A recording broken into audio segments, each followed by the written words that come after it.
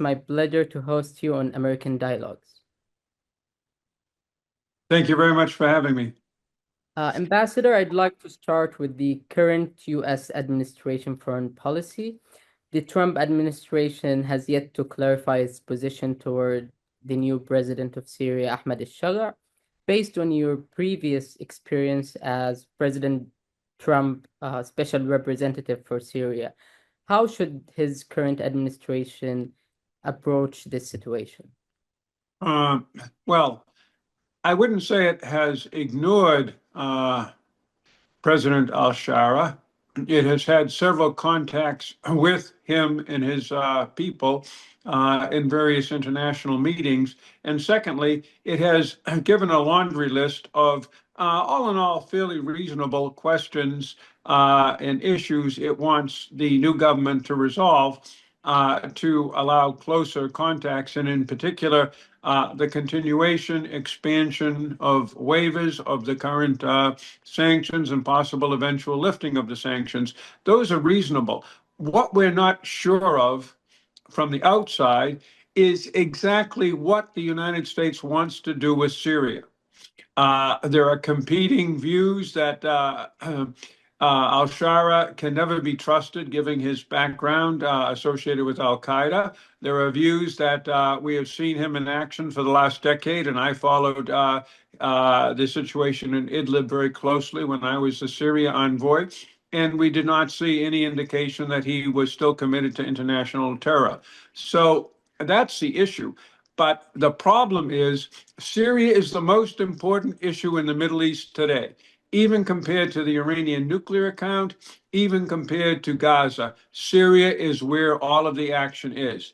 If Syria remains united, stable, and the international community broadly remains united in working with Syria, Iran will not be able to return.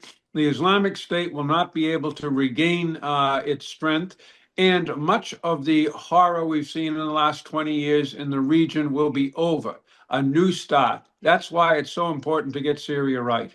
So what does the U.S. expect from Syrian new rulers in exchange for support and lifting the sanctions? Is normalization with Israel part of the equation? I haven't seen the specific requests.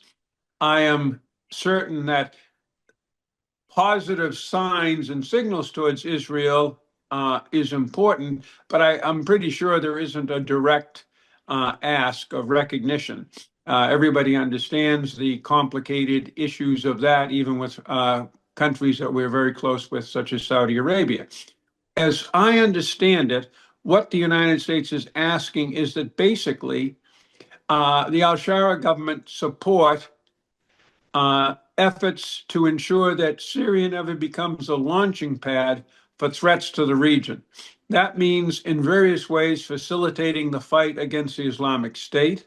That means getting rid of jihadist terrorists who are foreigners, who are still holding powerful positions in the Hayat Tahrir al-Sham and now government bureaucracy.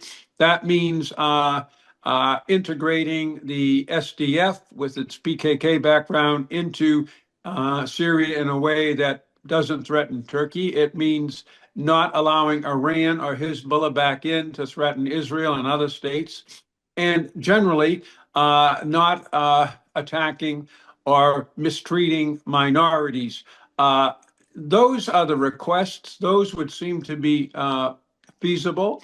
We also want their help on chemical weapons and finding missing Americans. And there, I believe we are getting help. So I think these are reasonable. And I think that the al-Shara government can take steps in all areas. What we need is, of course, normal exchanges on how and why and when, just like anything else. And we have not had that. And that's basically a continuing reluctance for full engagement on the part of the United States. That's a mistake, and I regret that.